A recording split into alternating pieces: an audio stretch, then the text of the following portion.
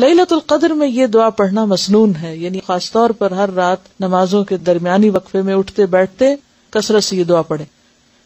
عن عائشہ رضی اللہ عنہا قالت قلت یا رسول اللہ صلی اللہ علیہ وسلم ارأیت ان علمت ای لیلۃ لیلۃ القدر ما اقول فیہا قال قولی اللہم انک عفو تحب العفو فاعف عنی، رواہ الترمذی۔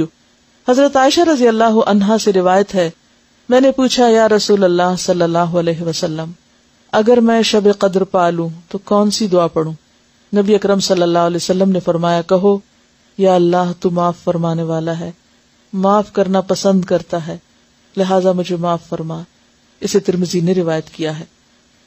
اور اس میں آپ دیکھیے کہ جیسے افضل ترین عبادت اگرچہ لمبی نماز ہے یا پھر یہ کہ باجماعت تراویح ہے، لیکن بعض اوقات ایسا ہوتا ہے انسان تھک بھی جاتا ہے، یعنی کہ کھڑے ہو کے آپ نے طویل نماز پڑھی، پھر آپ بیٹھ گیا، بیٹھ کے کیا پڑھیں؟